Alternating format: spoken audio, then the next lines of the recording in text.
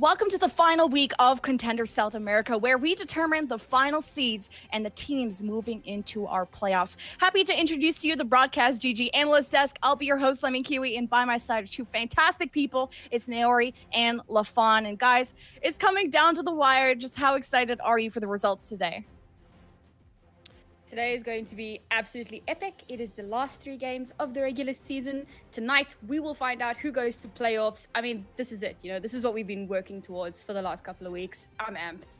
I mean, one of the coolest things is we get to actually see matches that matter on the last day of the season. How often do we get that, And, realistically, every single one of these matches has storylines that are going to be really interesting. And I'm super excited to get into it because there's a lot to break down here.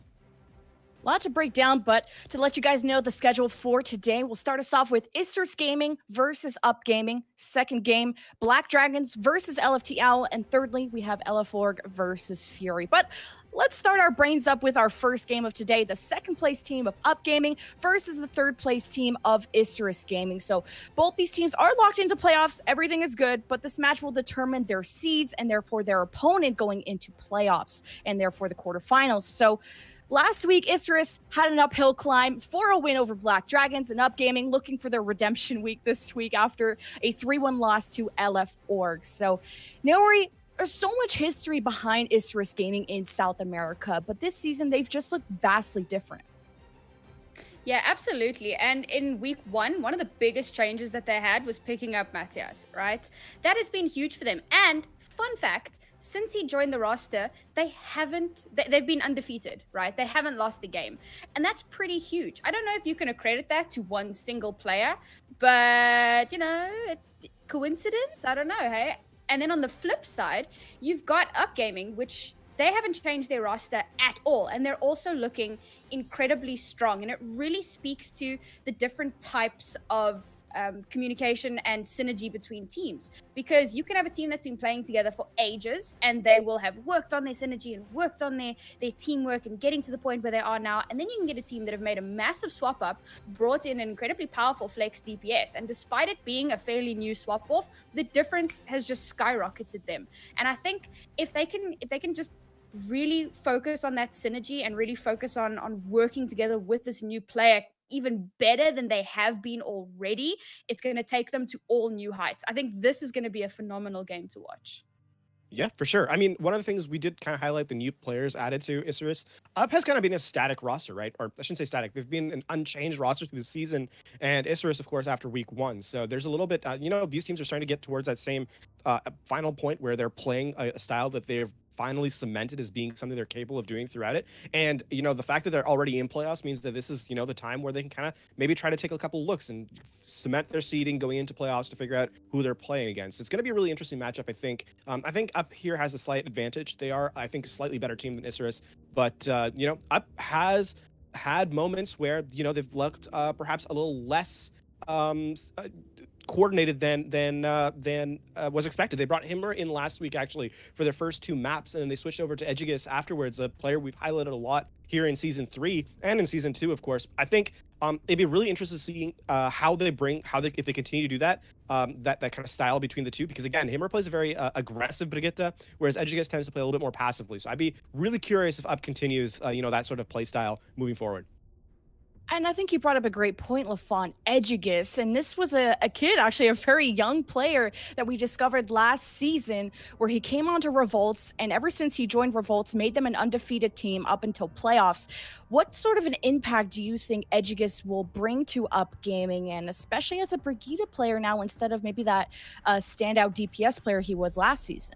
I think the thing that Edgigus brings is a couple of things. First, he's just a really positive, he's had a positive effect on this roster. We kind of saw the difference in how they played as a team versus when he joined versus when he wasn't, and it continues to be sort of that style. So I see Edgigus being sort of that glue for that team.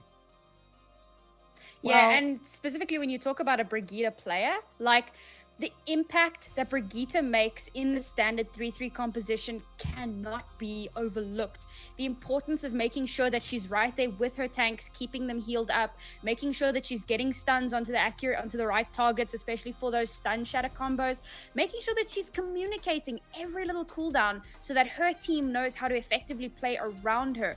Brigitte, I mean, we know 3-3 wasn't really a thing until Brigitte was brought into the game. Now it is so strong with her massive AoE healing and with her crazy CC.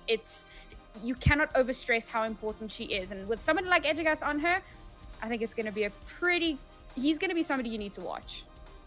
Well, speaking of what you have to watch, Game 1, Isurus Gaming versus Upgaming. The chance for second place is here. And we have a special treat on top of this game. It's going to be Jamerson and Katrina bringing you that action on Ilios. Now I gotta imagine she's probably talking about you, Katrina, the special treat. But yeah, we have a great game today. It's gonna be Isurus versus Upgaming. Both of these teams are currently sitting at 3-1, and so they are gonna be fighting for that second seed. And it's really important, because we do have playoff implications coming into this match. This is going to be my favorite week of the regular season because this all comes down to this single game. The winner of this match will play against the Sakino Nation. So this could be a difficult matchup for either of these teams, but with Upgaming and Isurus, they have been performing stronger than TSN in recent matches. So they're going to definitely want to get that edge as we do move on to our next weeks. Yeah, and we're going to be starting it off on Ilios here to see who's going to be able to, fire that first opening salvo. And, both teams sitting at 3-1. Like Isurus, for the last 3 seasons, they've gone, the last 2 seasons, they went 4-1. So this is where they need to keep that streak alive. One more victory here up against Upgaming, and they will be that 4-1 team once again going to the second seed.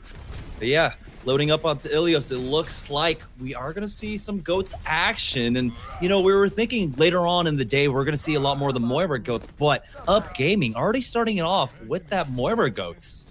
I'm definitely surprised to see this, but especially with Isurus running Matthias on the Hanzo and Jane on the Pharah, this is something very different than what we've been typically seeing on Ruins. It might be very important for Tiago to be able to use that Fade ability and avoid all of this direct damage coming in from Jane, who is starting to really harass Shozine on that Reinhardt. Yeah, so they are going to make a slow approach onto the point here, and they do realize that there is a Pharah in play. They're going to play out of the sidelines of it until the point unlocks. There's 5 seconds left. No point in, giving over free ultimate charge, but Jane's already doing work. He's at 43%. He's going to have that barrage midway through this fight as they are onto the point now, contesting it. 5 people were on it. Now it's Matthias on this Hanzo, just getting some free pot shots in. TH7 dropped low. And take a look, Jane's at 81%, but that's what they were waiting for. The Coalescence, that was the go button. They take out Kai'Sa, and without that Lucio, without that speed boost, they can't kite away anymore. They're getting picked off, but here's the barrage. He's getting pocketed. The Diva's there, and the collateral damage will be able to finish him off with the help of Chao Jin. With that, Upgaming, they bide their time, and they get the point. A lot of patience, but reliance on Tiago on that Moira. Although we did see Jane getting a lot of impact from the Pharah, that allowed the Moira to charge up the Coalescence as quickly as possible, giving TH7 the freedom to be a lot more aggressive with that Zarya. And now that Matthias has switched over from the Hanzo to a Zarya of his own, TH7 is already at 80% charge to that Graviton. Matthias, having just switched, is at only 5. This is going to be a major impact on this next fight.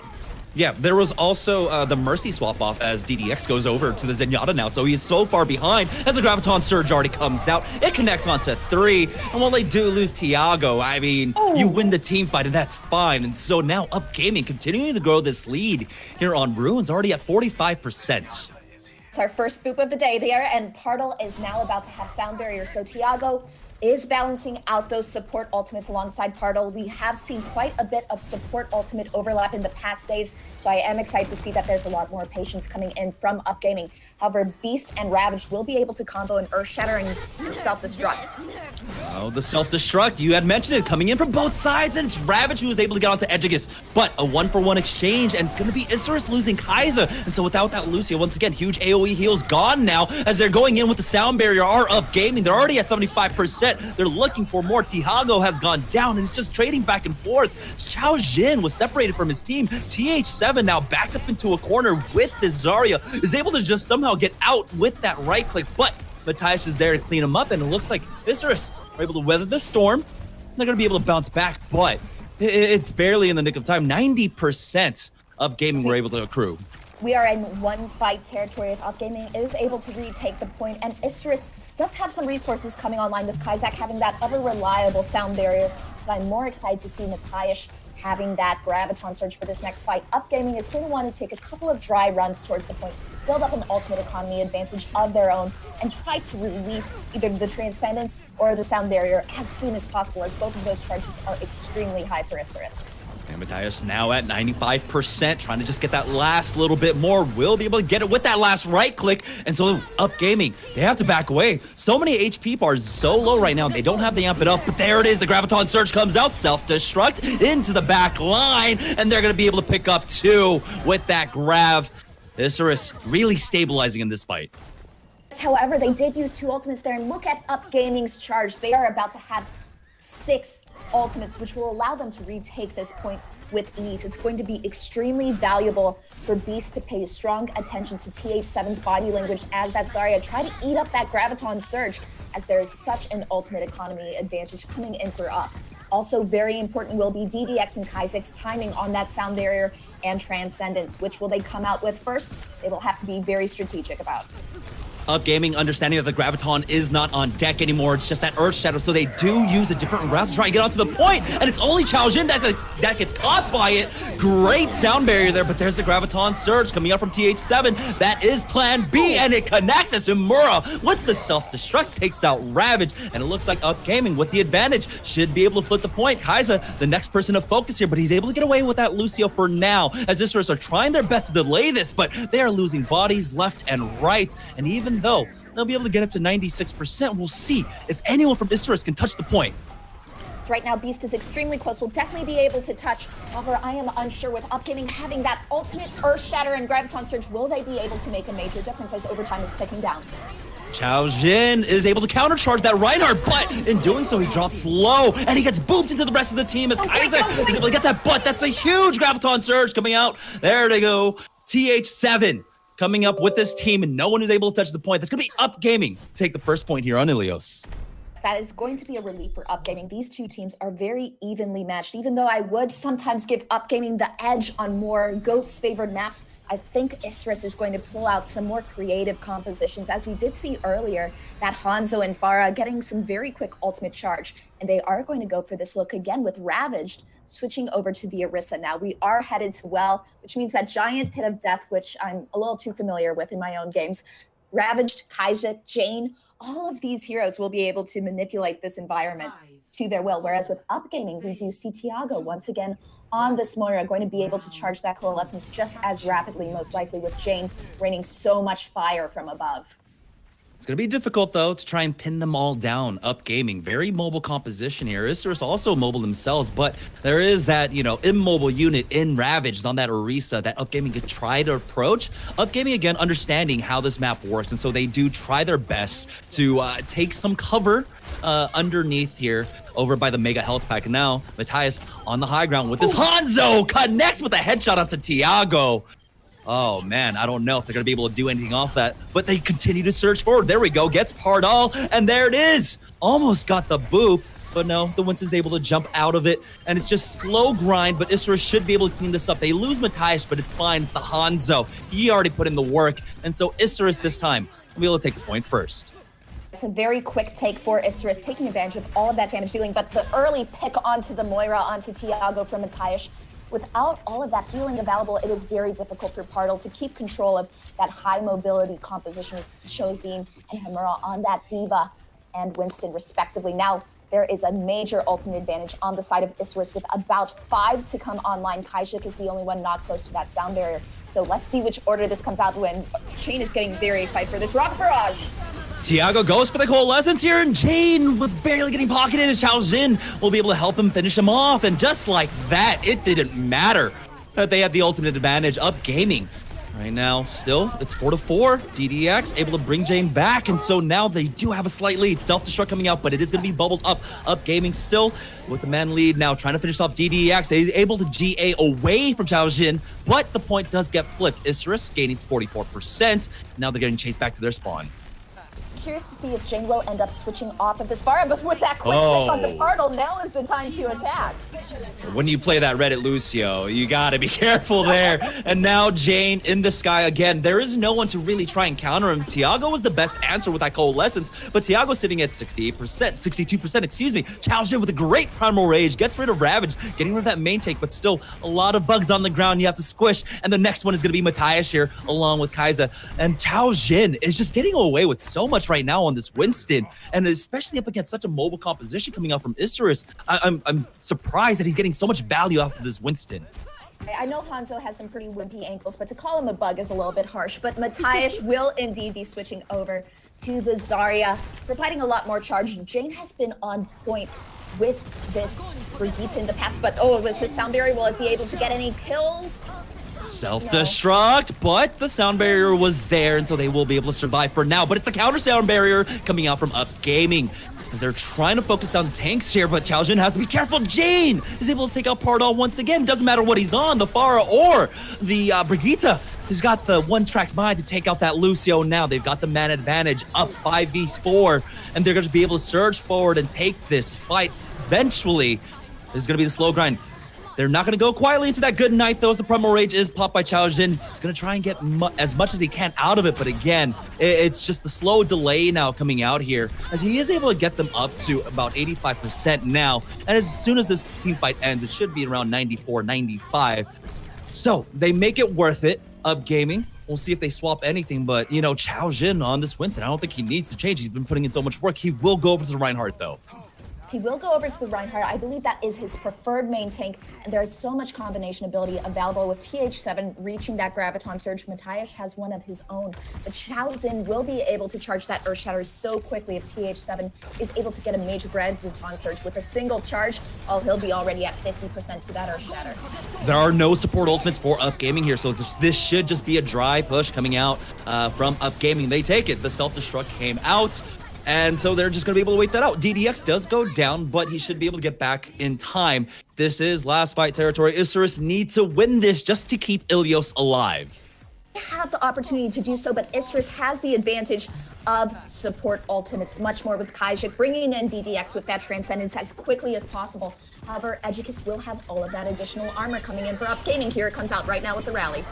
Tiago has swapped off onto that. Moira does need that AoE healing. The Primal Rage is used. TH7 was getting booped around, but Pardal is the one that gets the boop onto Kai'Sa, of all people. Now Transcendence is going to be popped by DDX here. Chao Jin's getting focused down. He's dropped down low. He's down at 1 HP. Beast will be able to finish him off. That's a 1-for-1 exchange now. It's a 5v5 as overtime is ticking away here. Beast fighting Pardal. Now it's a man advantage for Isurus. They are trying to keep this alive. It's the rally as they charge forward. But as the Warhorn sounds and DDX taking out TH7, forcing them all off point. They'll tie it up 1-1.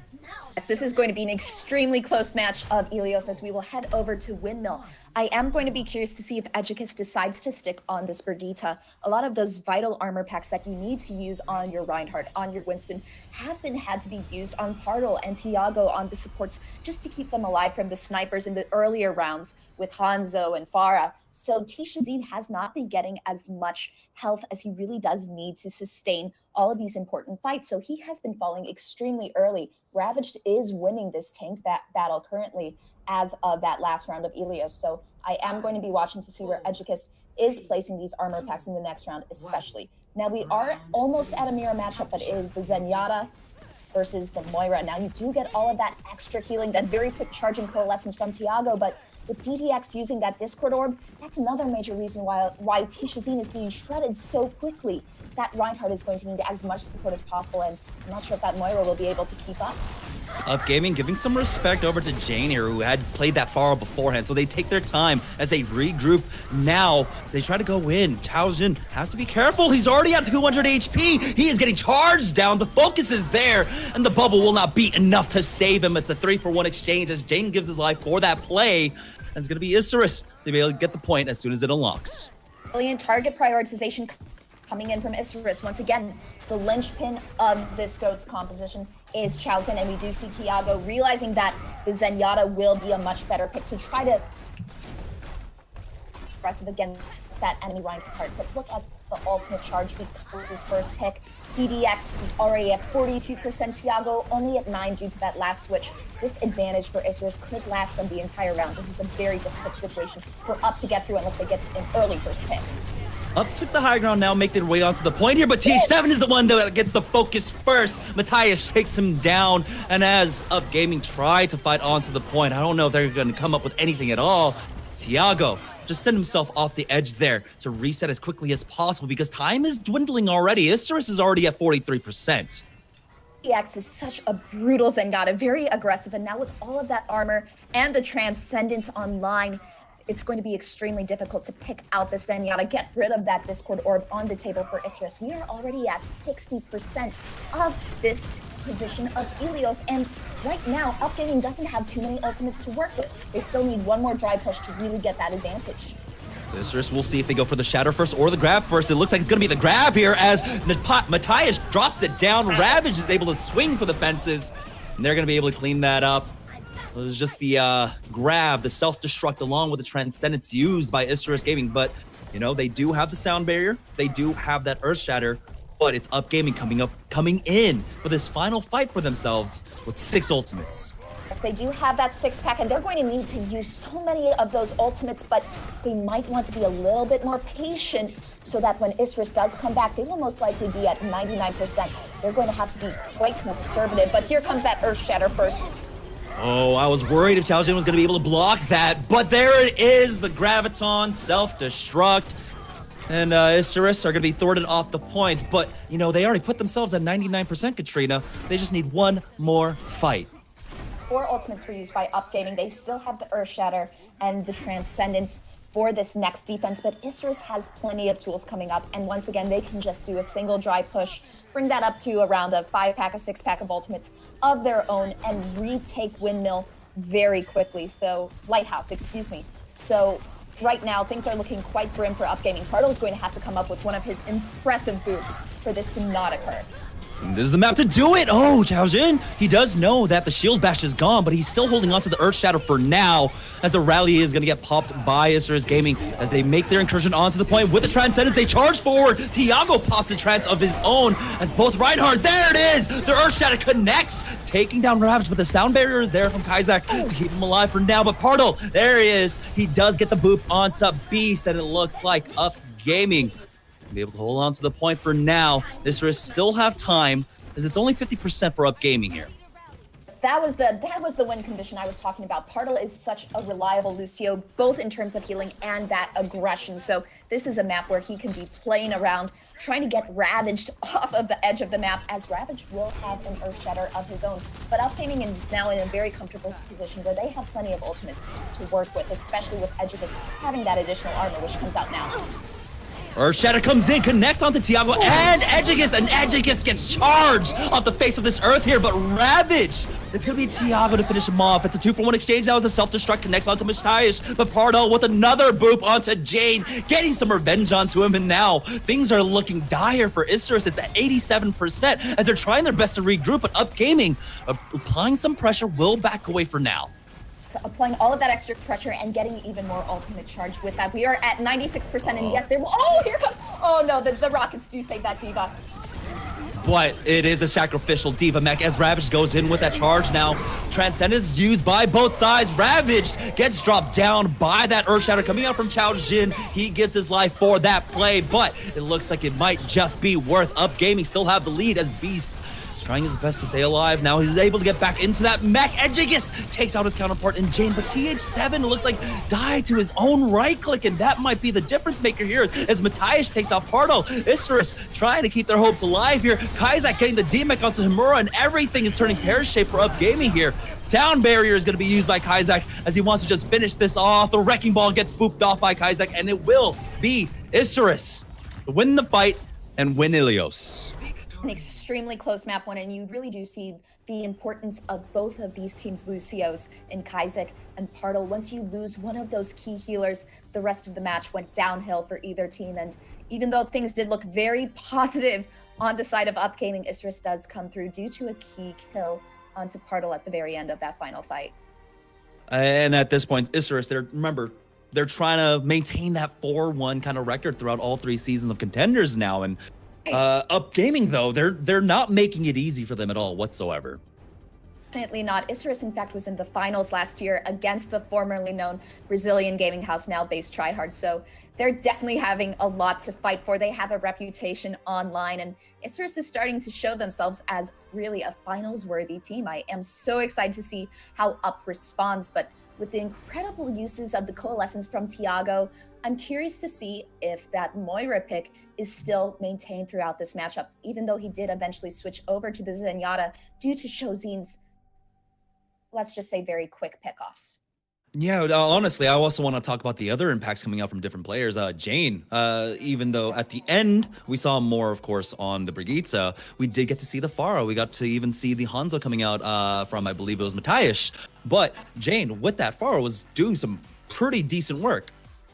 Jane was doing an incredible job charging that rocket barrage so quickly, weakening all of those tanks, and you can see why Tiago picked the Moira to counter this, not only because of the Coalescence's great reach against the Pharah, but just how quickly he was able to charge. Now, surprised if we do see the Pharah in later matches, but Isurus must be feeling quite confident now, knowing that they can defeat Up Gaming in a straight mirror matchup. So right now, I think we might be seeing a little bit more of traditional play, Jamerson. Yeah, now coming into the next map, though, I believe, Up Gaming has only lost the first map once. They've won basically every control map, but the last time they've lost control map and had control over what the second map was going to be, they did take it over to Hollywood, which is actually the only hybrid map they've played all season long. Coming into Hollywood, what kind of looks are we going to see coming out from Up Gaming? Up Gaming has a phenomenal Sombra Doomfist composition coming from TH7 and Edgicus. I strongly expect to see this on the defense. At least Edgicus is one of the most dominant Doomfist players in this entire region. However, in the past, they have waited to play those cards until map 4, usually on Route 66. But this first map on Ilios, I won't be surprised if they start to play their trump cards with TH7, Sombra, just those EMPs. Jamerson, you haven't seen anything like that. They are gorgeous. So I am definitely looking forward to see that. We might still see a bit of the Pharah instead to avoid all of the punching, let's just say, from Edgicus's Doomfist coming in from Jane. And you are correct. We will be going over to the glamorous Hollywood. Hey, caster predictions. No, but honestly, it feels like Numbani, not quite as popular. Hollywood, very popular here in South America. It seems like from the games that I've seen so far. But yeah, you were talking about it. The Doombra could come out, but if we talk about Sombra on Hollywood, you know, that's one of the first maps that we actually really saw Sombra when people were trying to explore her uses. And so we understand the strengths of Sombra on this map, especially if you get health pack control around point A.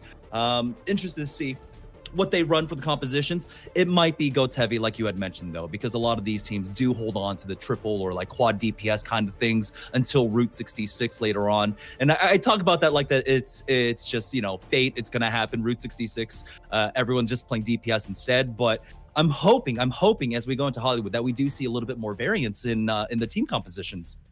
I think this is the opportunity for Up to do so. As I was saying earlier, their Sombra is phenomenal, and you do see Sombra quite a bit on the Route 66, on the Hollywood. There's so much verticality to this map, and there's a lot of opportunities for DPS players to flex a little bit more than they typically would. But if we do see that triple tank, triple support composition, the Reinhardt's corner play is going to be so important to the survival of this entire team. And as we do look at Isurus Gaming's defensive setup, it does look like they will indeed be going with that traditional triple with Ravaged on the Reinhardt. Even though his Winston is phenomenal with all of the right angles of Hollywood, I do prefer seeing the Reinhardt here. Up Gaming, though, Chaojin currently on the Winston, so that's not something I have seen in quite some time, you know, especially in my own games. It's just, yeah, can we play goats, guys? Can we play goats? But they're gonna go with the Winston goats, and so that does allow him to try and get into the high ground. Never mind, there we go, swaps off. It is gonna be a mirror matchup. No one going for a Moira here at all. It is just gonna be the Zen goats. So it's going to be important to count these cooldowns. Pardal with that Lucio is going to have to be on point with those amps. And of course, the Zarya has to manage her energy well. And look at Beast already DMAC there. Excellent use of Fire Strike. Ravage is getting so much charge coming in right now, but Tiago is able to. Oh, look at Ravage with that charge. He had to go for a play, he felt like, and he goes for that charge, but it connects onto a Diva. At best, you get a D-Mech, and they're able to punish it. Chojin gets the counter pin onto him, and they focus him down. And so, Up Gaming, they're in control of the point. I don't know if Isurus is going to try and contest this at all, as Matthias is still respawning here. His second tick comes in, and there's no one from Isurus in sight. Coming in from Ravage, a bit of over-aggression, just... Sometimes it's so exciting to see that charge, and you think you'll be able to take out that Diva right away. I think that was actually a missed charge on the side of Ravage, but once again, both Reinhardts, due to that aggression, are almost at an Earth Shatter. So let the Rein games begin. DDX, though, has a Transcendence to counter anything Xiaozhen throws at him. Similarly, so does Tiago. The difference is, though, that Pardal is a little bit closer to that sound barrier. Also, Beast receiving the focus here as the Transcendence is used. As the Earth Shatter comes out, it connects onto Xiaozhen, but the sound barrier out from Pardal will keep him topped off. Now the rally as they charge forward. Edgigus gets the shield bash, but he was able to get the shield right back up. Was Ravage and goes in for the charge. Edgigus gets taken out. Self-destruct now as Ravage even blocks it. Survives with a sliver of HP. Jane in the front line. The Squire for her knight, able to back him up, and just like that, Isurus are be able to force them back as Up Gaming now have to regroup and spawn. Major investments coming in from both teams. We do see Isurus coming out on top and starting to attack that spawn quite aggressively. Matthias has been keeping up with so much charge, providing a lot of DPS to Isurus, but Jane once again, with those armor packs, has been just, as you said, a vigilant Squire to Ravage. Now will be able to be even more aggressive with his upcoming Earth Shatter. Graviton Surge out from TH7, but there is the Transcendence out from DDX. He's able to build it up super quick, but the Earth Shatter gets blocked this time. Ravage getting nothing, but still DDX with the help of Jane taking out Xiaozhen, and Up Gaming instantly run back to spawn. Xiaozhen keeps getting killed. First, great target prioritization coming in from Isurus, but I really do want to see more resources being pumped into their Reinhardt. He has a lot of utility. He has that Earth Shatter, but he hasn't been able to use it due to just the quick targeting coming in from Isurus. Now, even worse, Matthias and Beast do have that Graviton self-destruct combination that can make things really difficult for Tisha Zine, especially if a shield bash comes in from Jane. Yeah, Mura's got to be vigilant with that defense matrix, but it doesn't matter. They just connect onto Xiaozhen. Xiaozhen with a 3-man Earth Shatter, but it's behind the wall, and no one is able to follow up quite yet. TH7 with a great right click will take off Kaizak, and finally Up Gaming hold the defensive hold, break the defensive hold of Isurus Gaming here, starting to make headway here on point B. Thanks to TH7's immense charge, even though Xiaozhen did not really get a lot of value out of that Earth Shatter at first, just losing that healing ability from Kaizak allowed TH7 to get even more charge, manipulate the playing field a bit more, but here comes a great attack coming in from Ravage, Kaizak giving the speed boost. Absolutely terrifying. Another Graviton Surge out from TH7. It connects onto so many members, and Humura follows it up with that self-destruct. Kaizak going down. They're going to surge forward now with the Transcendence right on top of Matthias. He does have the bubble, and that'll keep him alive for just a split second. He gets picked off. Now Up Gaming, they're finding their stride. They're making their way onto point B. They should be able to get it. We'll see if Isurus try to contest this, though. Isurus have an opportunity to contest, but they don't have a ton of resources right now. Even though Jane does have that armor, they might want to save for this next... Oh, no, but they do decide to use it right away. But oh, look at that, look at that! The sidestep coming out from Xiaozhen is ravaged. He only had a one-track mind to try and get onto the point to contest it, but, I mean, we saw this in other Contenders matches. Sometimes, if you try to contest point B like this, things can go really bad. TH7, though, gets caught up in that Graviton Surge, and Isurus will fight this back. Huge Graviton Surge coming up from Matthias there to help his team clean that up. Though Xiaozhen did try to get Ravaged out of the way quickly, due to the support coming in from the rest of his team, he was able to survive that very singular focused attack. And even though Isurus was just completely knocked down, there wasn't any follow-up on the rest of the team after Xiaozhen's great Earth Shatter. So right now they do need to have another dry push to be able to take point B. A minute 20 left for Up Gaming to try and secure point B. Here's Ravage looking for that Earth Shatter. It connects onto the Diva, but the support ultimates are there. As a sound barrier comes out, the Transcendence from Isurus Gaming. Self-destruct does not get anything. Beast does get back into his mech, but in that meantime, Chao Jin was able to take advantage, taking out Jane. And without that rally, without the armor packs, without the AoE heals coming from that Brig, we're seeing Isurus Gaming slowly getting chipped down now. Edgigus goes for the shield bash, but the Zarya barrier is there. It doesn't matter though, as Tiago is now cleaning up. Ravaged and Beast gone. Chao Jin able to clean up. Up Gaming will keep this alive and send this to point 3. Yes, and they have so many ultimates for their next pushes. TH7 is starting to get extremely aggressive on that Zarya, being followed with his team. Oh, and taking out Ravaged again. Look at just that's going to lead to such a spawn differential coming in from Up Gaming. And Isurus, even though they do have some tools to work with, they really do only have those support ultimates going in with Jane having all of that armor, Kajik having the sound barrier. There's going to be a lot of room for Up Gaming to move this payload in with little congestion. We'll see how good this Graviton Surge is. Just gets them off of the point here. It's actually still contesting it, but the self-destruct connects Hamura, taking out Jane with that. Chao Jin goes for the charge, brings Matthias low, and Chao Jin will be able to finish him off now. And just like that, with only a Grav and the self-destruct, they will be able to finish this. As they start to continue to push this payload, there will be another opportunity for Isurus, and they do have some great tools to recontest the payload. DDX especially is a hero, is a player who can definitely turn this around, not only with the Transcendence, but this is a Zenyatta with such great aggression, amazing Discord orb placement, and communication, and all of that extra armor will make this even easier for DDX to work on Transcendence used from both sides as the Graviton Surge comes out, connects onto the entirety of Up Gaming. They're going to be able to clean that up. Hamura will get D-Mech, TH7 hunted down. Now Up Gaming are down to 40 seconds to try and finish off this map. But Isurus, they did have to pop almost everything just to contest that point. Up Gaming themselves, in turn, they're going to have the Graviton Surge. We'll see if they can get a beautiful 5N, just like in that last fight. But they're going to contest early on, and it pays off for them as Ravage takes out Tiago.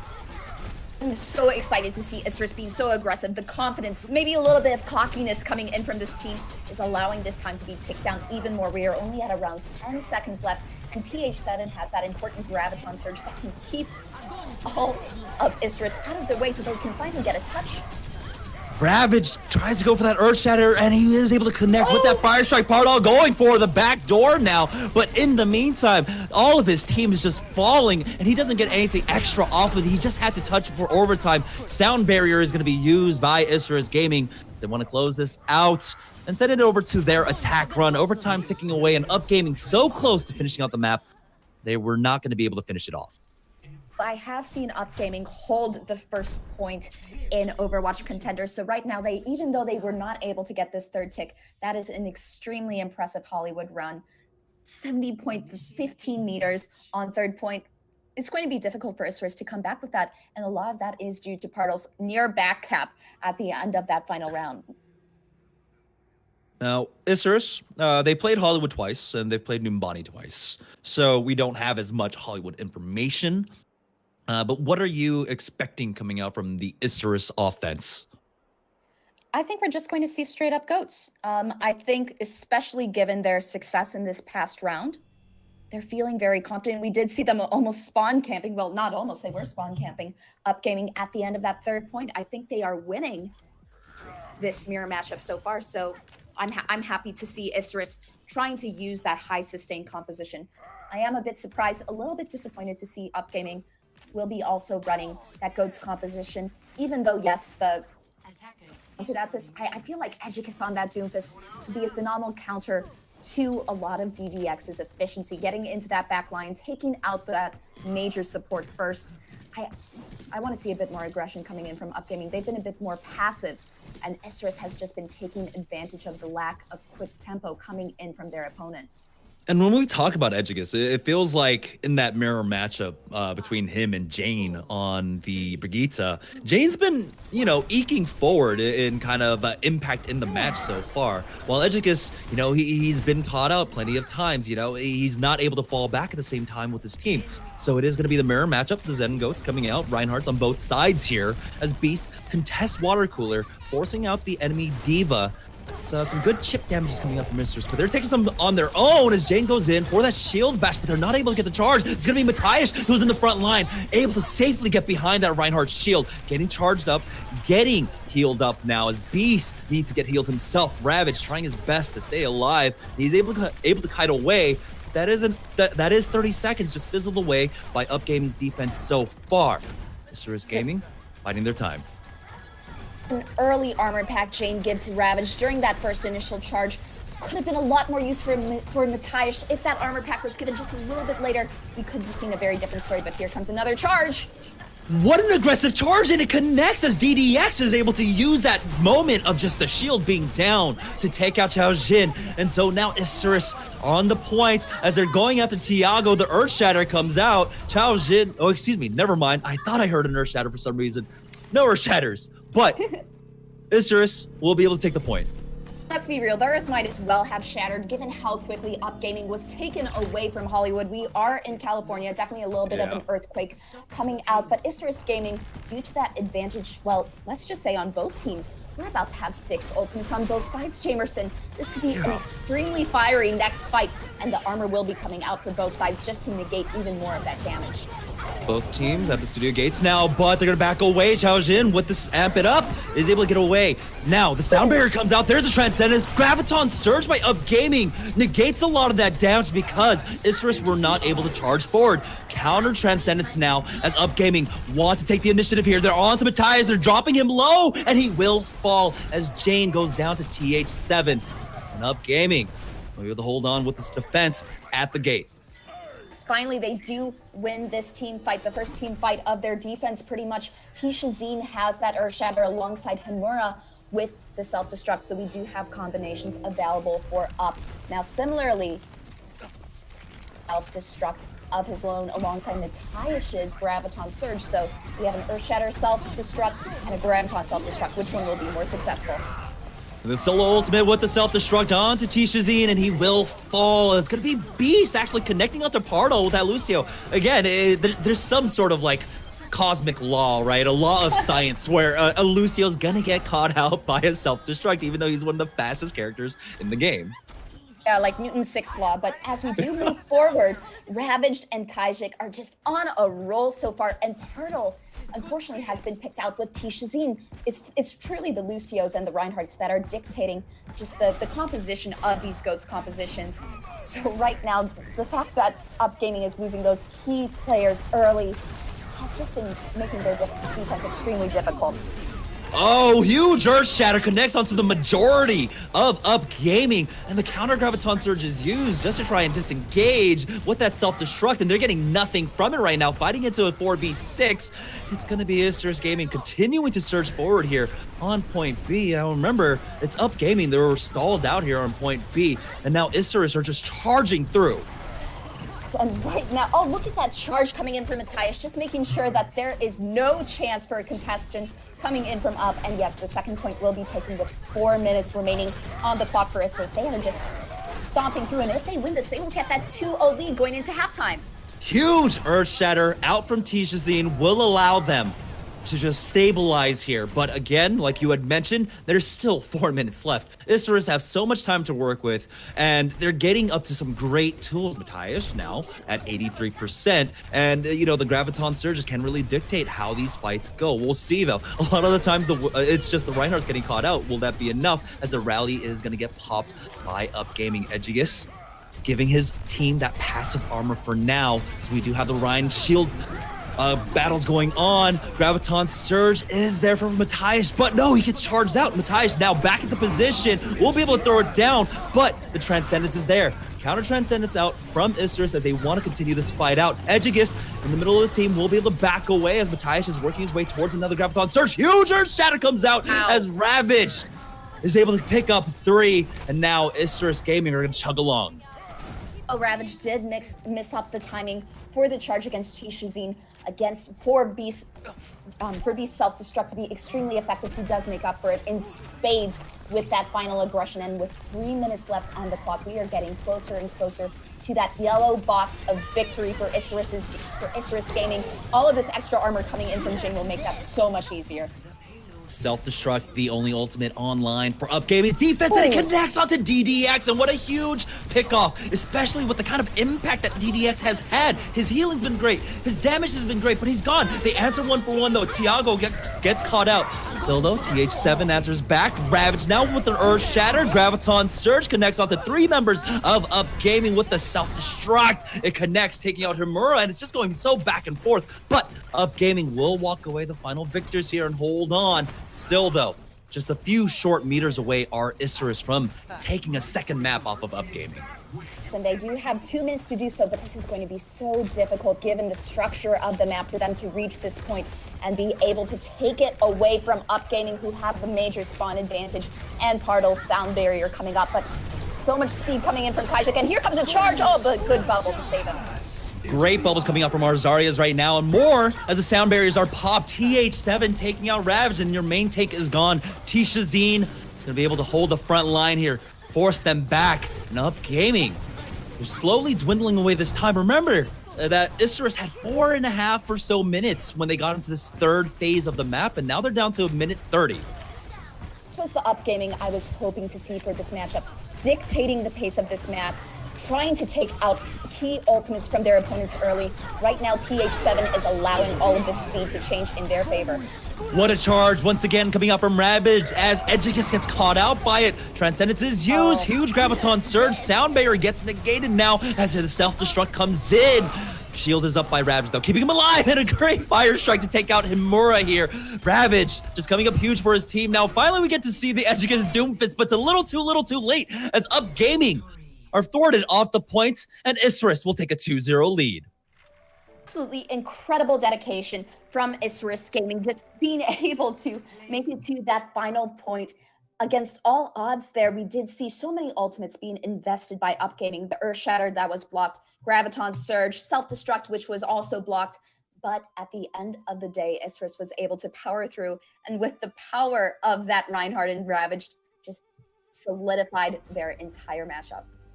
Yeah, and at this point, if you're up 2-0, you're feeling really good. It's the last day of the regular playoffs. You're trying to get that second seed to see who's going to face off against TSN, the Sakino Nation. And Isurus, they're trying to just continue just that tradition of getting that 4-1 scoreline here in Contenders.